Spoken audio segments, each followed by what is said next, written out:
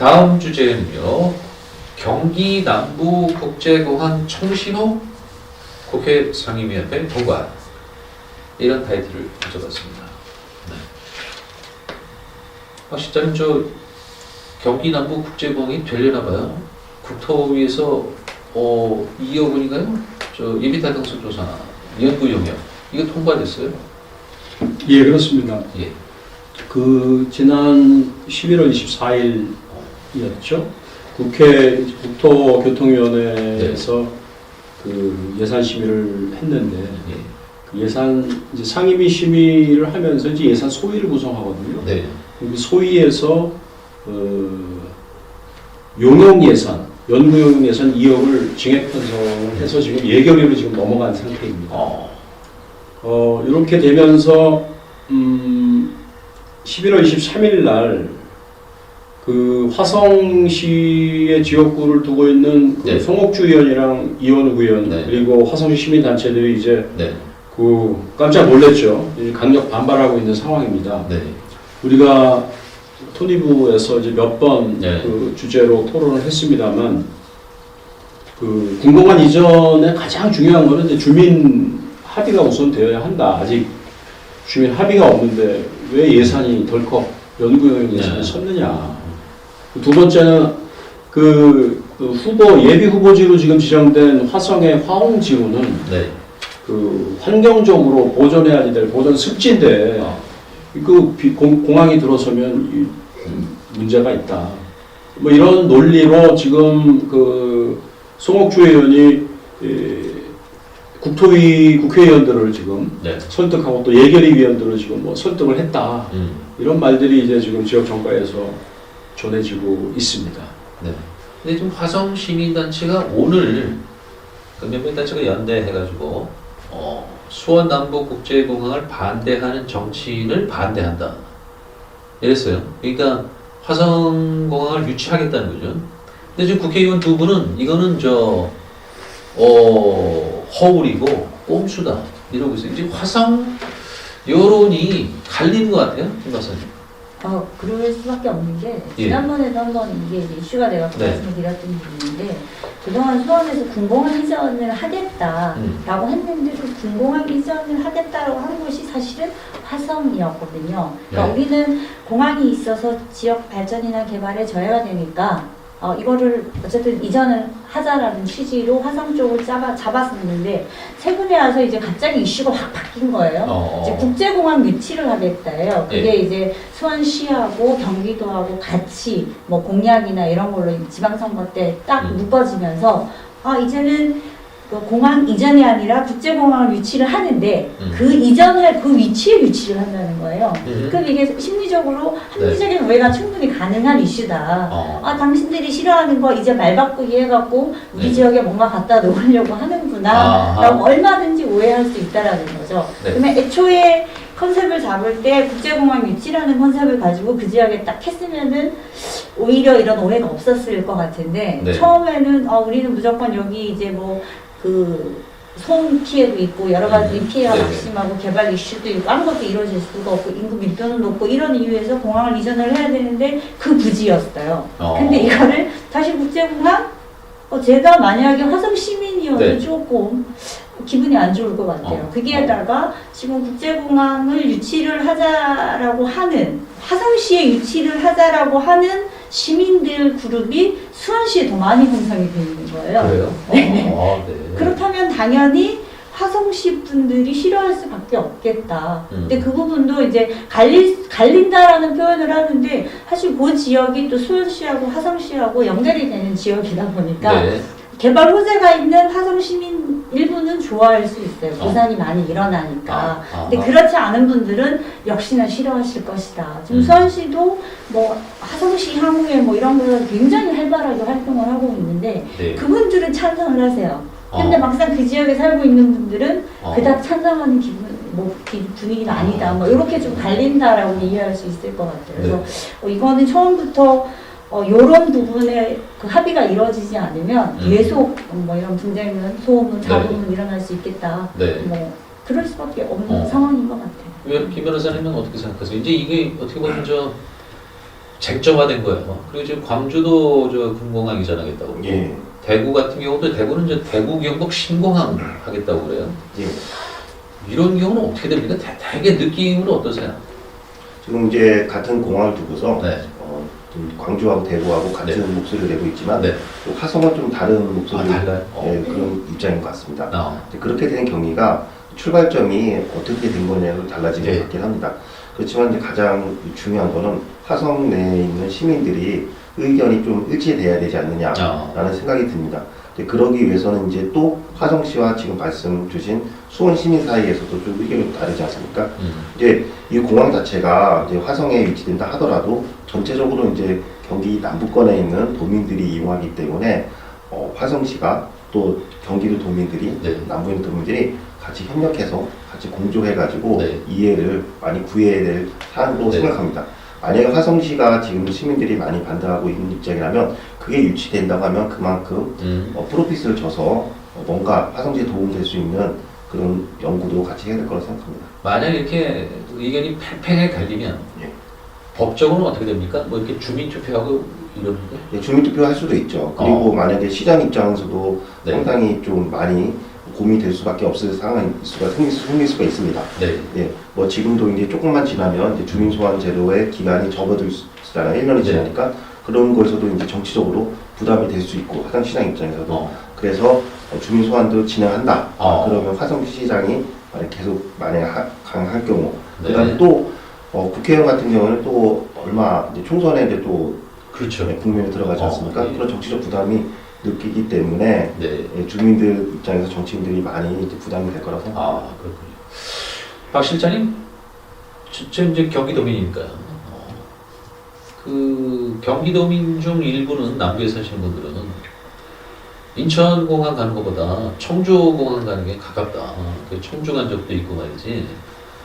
공항 생기는 건 좋은 거 아니냐.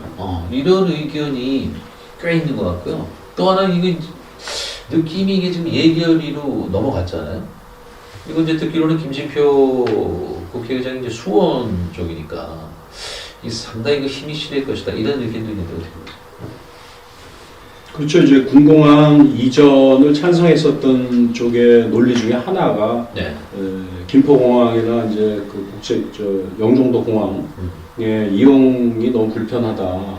그죠? 경기 남부의 인구가 지금 거의 1,000만인데 네. 그 사람들이 이용할 공항이 수도권에 2개 있는 것도 이제 부족하다. 뭐 이런 논리도 이제 그 중에 하나였죠. 예. 이전 논리 중에 하나였기 때문에 수도권 경기 남부에 공항 하나가 이제 필요한 것은 네. 아마 수요적 관점에서 보면 뭐 필요하다고 보이죠. 경기도 사람이 충주까지 가서 그죠? 비행기 청주까지 가서 네.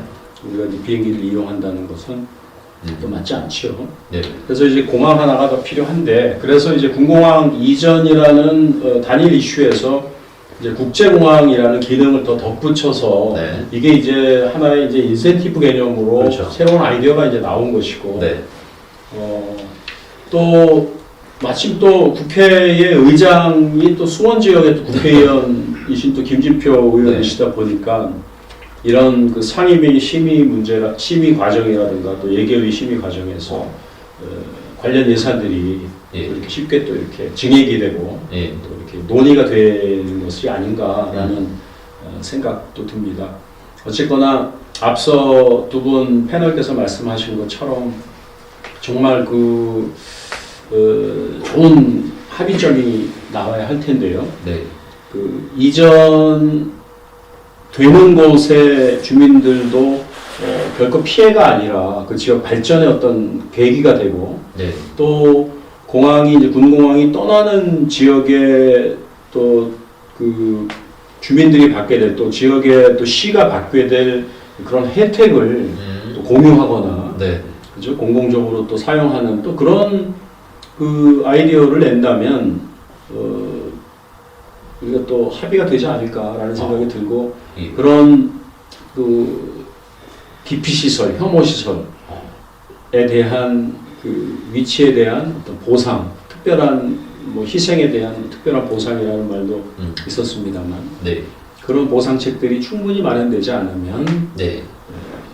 또 그 이전 과정에서 상당히 어려움을 겪지 않을까 하는 생각을 해봅니다. 네. 관련해서 이제 그 지금 그 예산안 심의가 한창인데 도와 도의회 관련 소식 몇 가지 묶어드리겠습니다. 김 박사님 지금 저 소위 그 김동연표 예산이라고요. 경기 북부특별자치도 문제, 상감학원 보상 문제, 지역화폐, 기회소득. 지금 어떤 상황입니까? 지금 네. 일단은 그 사실 그 국제공항도 김문수 지사 공약 중에 그렇죠. 하나였는데 이것도 지금 예산은 3억 7천만 원 정도를 올렸었는데 그 도시환경위원회에서 전액 삭감을 했더라고요. 삭감을 해서 네. 뭐 일단 이유는 이게 이제 도시주택실 예산으로 하기에는 불합리하다라는 이유였지만 참 어렵게 간다라는 생각이 또 먼저 들고 지금 중앙국회하고 상반된 결과가 나온 거예요. 그런 거죠. 네. 그래서 참 어렵게 간다라는 생각이 네. 어쨌든 들고요. 지금 지역화폐 같은 경우에도 이제 당초 예산은 904억 원이었는데 221억 원을 또 삭감을 네. 시켜갖고 683억 원을 네. 이제 의결해서 네. 계속 지금 삭감되는 그런 느낌 네. 갖고 있고요. 그 다음에 이제 성감학원에도 마찬가지로 이제 유족자들한테 각종 대책을 마련하기 위해서 7억 네. 4천만 원 네. 예산을 세웠지만 이것도 역시나 전액 삭감이 됐고요. 네. 이거는 이제 뭐 삭감한 이유는 성감학원 피해자를 위한 조례가 발의되기는 했지만 네. 아직 관련 규정이 미비하다.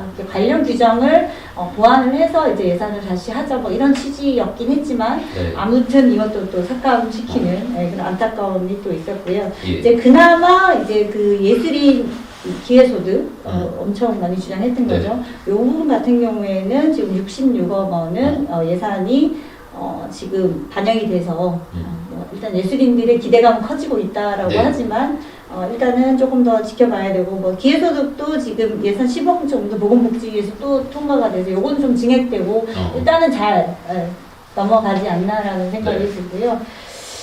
전반적으로 지금 뭐 계속 삭감이 되고 근데 뭐 삭감됐다고 해서 끝은 아니고요. 네. 수령이나 이런 걸 세워서 다시 네. 논의하겠다라는 것도 있지만 네. 매끄럽게 좀 진행은 되지 않는 듯한 느낌을 뭐 경기도민으로서 충분히 가질 수 네. 있겠다. 뭐 그런 생각이 드는 시점인 네. 거죠. 네. 참고로 그 예산결산특별위원회가 내주 금일입니다. 9일까지 열리고요. 56조 정도의 그 예산이 지금 책정되어 있는데 이것이 지금 어떻게 될지 도와 교육청 합해서입니다. 귀추가 주목되고 있습니다. 변호사님은 지금 경기도민이시잖아요. 예, 그렇습니다. 네. 경기도 도의회 이제까지는 좀 해결된 게 별로 없었거든요. 예. 네. 어떻게 보세요? 이런 저 예산안 같은 거 이렇게. 예, 이제 법조인으로서 일단 이제 성감학원에 대해서 좀 말씀드리겠습니다. 네. 성감하고. 네. 예, 성감학원은 이제 대표적으로 그 일제시대 때 네. 세워진 학원입니다. 그 안산에 있지 않습니까? 그 일제시대 때 이제 그때 당시에는 그 태평양 전쟁에 동원하려고 그 어린애들을 군사교육을 시켰죠. 네. 그러고 나서 해방 이후에는 계속해서 그 거기에서 어린애들을 그 계속 있었죠. 네. 데리고 있었는데 거기서 온갖 그 기간 동안 그 인권으로 인한 네. 인권 침해가 상당히 심각했습니다. 네. 그리고 또 그 옆에 인근 야산에 실제적으로 많은 그 어린애들이 많이 묻혀 있는 상태고요. 이거에 대해서 우선적으로 지금 이 역사가 좀 상당히 깁니다. 이게 1940년대부터 그리고 지금 80년대 초반까지 네. 있었다고 하니까 굉장히 오랫동안 있었죠. 네. 거기에 있었던 피해자들이 지금 계속해서 시간이 흐를수록 돌아가고 계신 상황입니다. 네. 그러면은 그 정부 입장에서 또 도의 입장에서는 하루빨리 이런 형식적인 절차도 중요하겠지만은 우선적으로 먼저 선진국할 수 있는 네. 위로할 수 있는 그런 제도를 마련해야 된다라고 네. 생각합니다. 그래서 이번 그런 차원에서 그 돌아가신 분들이 자꾸 반복적으로 나가는 상황에서 우리가 우선적으로 네. 다른 조례보다도 살아계실 때 조금이라도 도와줘야 되지 않나라는 생각이 듭니다. 그래서 성감학 같은 네. 경우에는 정말 모든 그 정부 기관과 그다음에 같이 역사를 공유하는 사람들이 상당히 아픔을 느끼는 부분이거든요. 그 김정인 지사가 그래서 이제 그 지원하겠다 예산을 밝혔었는데 이게 지금 의회에서 깎인 거예요. 예, 그래서 의회에서는 이 문제에 대해서 예. 안타까우시군요. 예, 안타깝게 많이 생각하고 있습니다. 네, 그러시군요. 이게 지금 이제 네네. 그 경기도 의회가 78대 78 네. 여야 의원 수가 이제 동수다 네. 보니까 우리가 그동안 봐온 것처럼 의회와 집행부 간에 여러 가지 이제 협조해야지 될 일들이 상당히 조금 어려움을 겪고 네. 있었죠. 이제 드디어 이제 내년 이제 김동연 지사 취임 후에 네. 이제 본 예산을 이제 최초로 편성한 부분인데 역시 그런 이제 수적 그 묘함 때문에 이제 어려움을 겪고 있습니다. 이제 성감학원과 관련된 예산을 그 삭감한 이후는 결국 이제 조례가 제정이 되지 않고 어떻게 예산을 먼저 심의할 수 있느냐라는 것인데 그 법을 누구보다도 준수해야지 될 국회나 의회가 절차법의 절차를 그 위반한 행정에 대해서는 뭐 아주 편하게 이렇게 지적을 할 수 있는 부분이거든요. 네. 조례 제정하고 근거 마련한 다음에 네. 그 근거에 따라서 예산을 편성을 하고 그 심의하고 예산이 확정이 돼야지 되는 게 맞지요, 사실은 논리적으로. 그렇지만 그 말씀하신 대로 성감학원 피해자 또는 그 유가족들이 이제 고령화되고 지난번에 우리 이제 토론에서도 경기도에 거주하는 피해자 유가족만 할 것이냐 아니면 그 트라우마 때문에 그 주변 지역으로 이전해서 사시는 분까지 해야지 되는 거 아니냐라는 토론도 있었습니다만 이 부분은 김동연 지사도 또 전향적으로 피해자 유가족들도 만나고 지원을 약속을 한 부분이기 때문에 이거는 그 인권 피해에 대한 그 위로 차원에서라도 그 절차법 그 위반이라는 이유보다는 인권을 우리가 존중한다는 의미에서 예결위 심의 과정에서 여야 의원들이 좀 좋게 타협해서 최소한 본회의에서 동시에나 선후관계 같은 날 본회의에서 조례 통과되고 그다음에 예산 심의를 하면은 사실은 선후관계는 정리가 될 수 있거든요. 예, 그러니까 그런 식의 어떤 지혜를 좀 내서 그 통과가 됐으면 뭐 좋겠다는 생각이 듭니다. 네, 알겠습니다. 이거는 좀 다른 문제 짚어볼게요. 저희 그 토지부에서 아주 그 깊게 다뤘었는데요. 일산대교 통행료 관련해서 주식회사 일산대교한테 경기도가 졌어요. 그죠? 1심에서 졌는데 한 2주 조용했나요? 경기도가 이제서 항소를 하겠다고 그랬어요. 네. 지금 내용을 보니까 사업시행자 지정 취소 처분을 취소하고 조건부 동행령 질수금지 처분 취소해서 주식회사 일산대교가 이긴 겁니다. 도에서 지금 항소를 했는데 어떻습니까? 가능할까요? 예, 그 이제 저도 이걸 바라보면 너무 처음 출발점이 무료화 일산대교를 무료화된 출발점이 정치적으로 가지 않았나라는 생각이 듭니다. 예, 민간 사업자는 어떤 거에 사업을 투입하거나 자기 자본을 투입할 때 이거에 대해서 정부에서 또는 지방자치에서 안정적으로 보증을 한다고 하면 그래야 그게 신뢰를 하고서 투입을 하겠죠. 근데 2038년 5월까지 이거를 일산대교를 안정적으로 수입을 해가지고 돈을 벌 수 있다. 그리고 대신 그 다리는 이제 기부채납하는 방식으로 해서 그래서 일산대교는 그런 방식을 전부 다 이행을 했습니다. 그런데 마지막으로 이거를 그 이재명 대표가 결정한 거 아닙니까? 네. 근데 그렇죠. 이게 그 근거 규정을 보면 민간투자법입니다. 민간투자법에 보면은 두 가지로 이미 사업 시행자를 지정했는데 취소할 수 있는 경우는 두 가지입니다. 첫 번째, 법령에 위반했을 때. 두 번째, 공익 처분을 이유로 취소할 수가 있습니다. 지금 같은 사안에서 첫 번째, 사업 시행자를 취소하겠다. 너 당신 시행자라고 하는 의미에서 그만하십시오라고 하고 있고, 통행료를 징수를 그만하십시오. 징수를 금지하는 또 처분 두 가지가 있었습니다. 이 두 가지 전부 다 패소를 했습니다. 예. 그 근거 규정을 보면은 경기도에서 봤을 때 이 일산대교 주식회사가 뭐 특별하게 법령 위반을 한 건 없었던 거죠. 그래서 들고 나온 게 민간투자법 47조의 공익 이유로 해서 들고 나옵니다.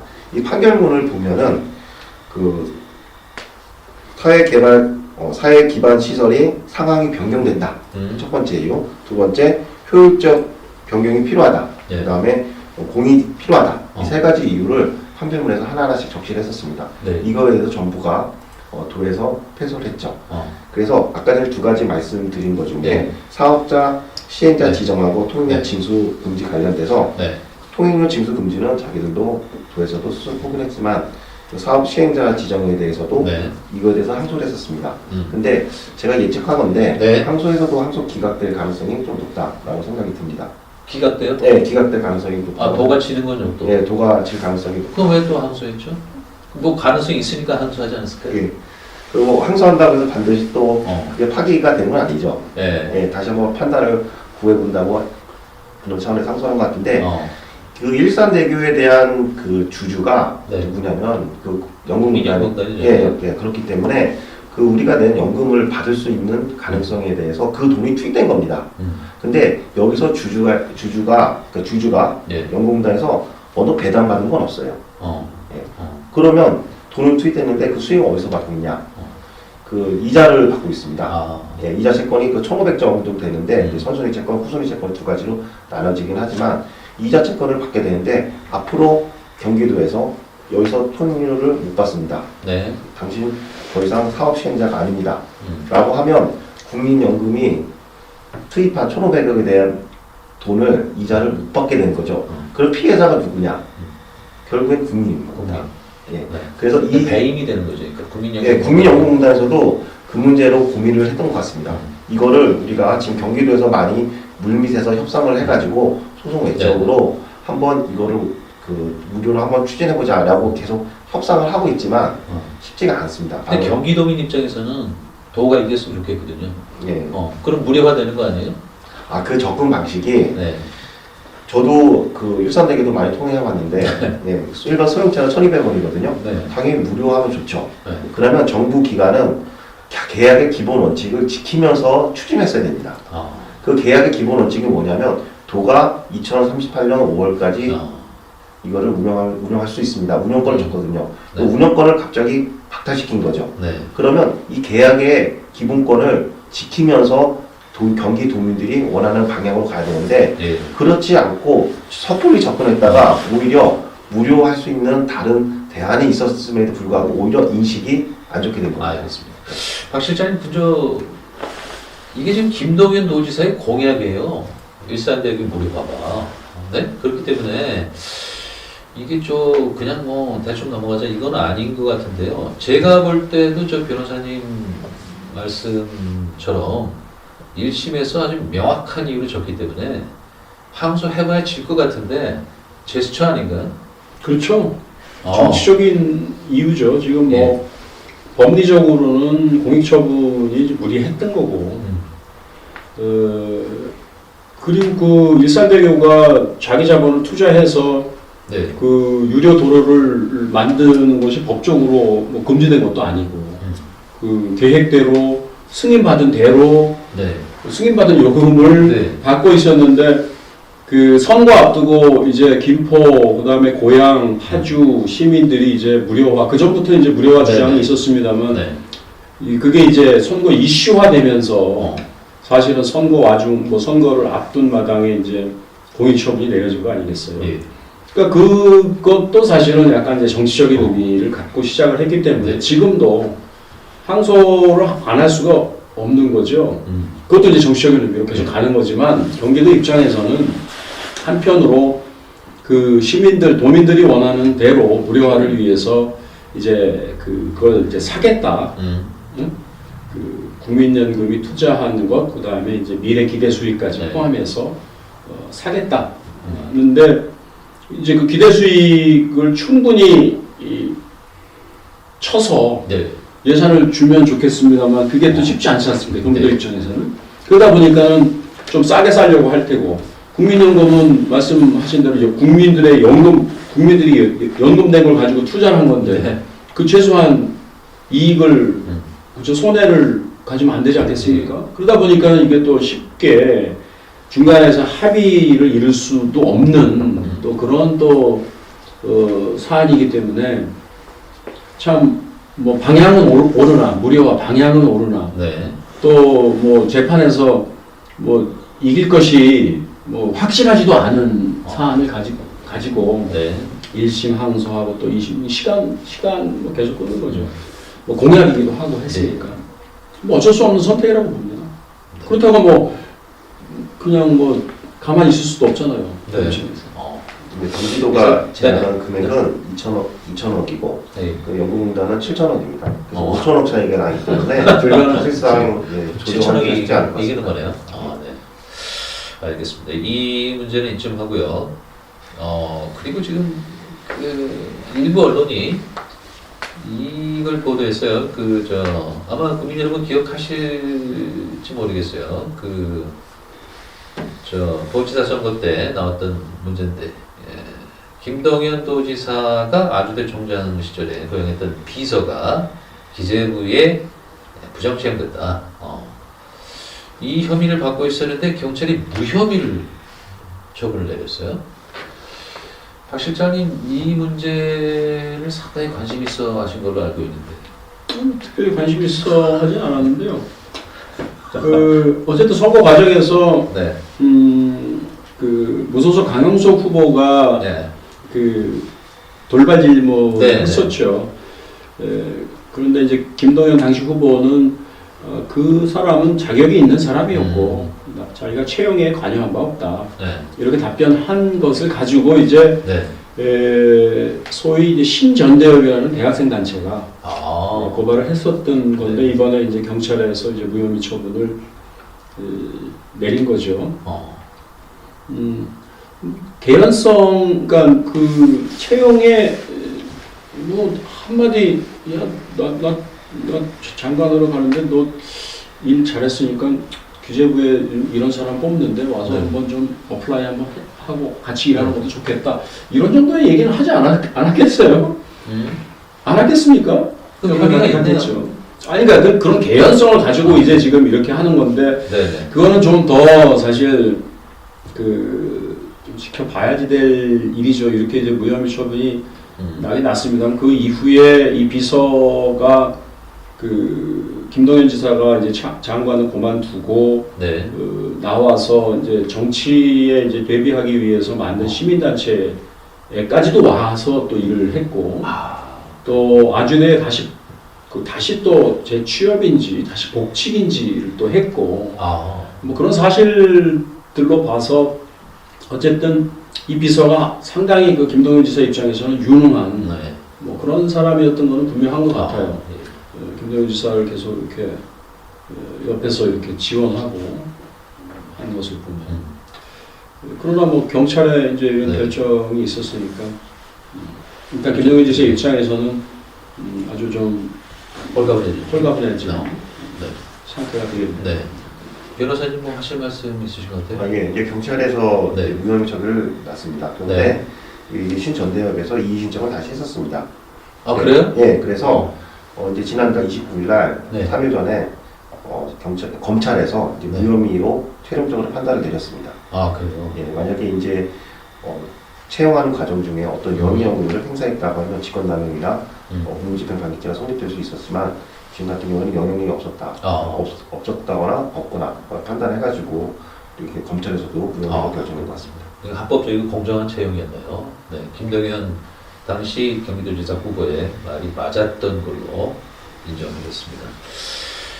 몇 시간 전에 들어온 소식인데요. 여야정 협의체 첫 회의를 했다고 하네요. 지지난 시간에는 이거를 걷어찬 걸로 저희가 보도를 했었는데 다시 부활을 했고요. 또 교육청과 도의회도 여야정 협의체를 만들었다고 합니다. 경기도 소식 종합해 드렸습니다.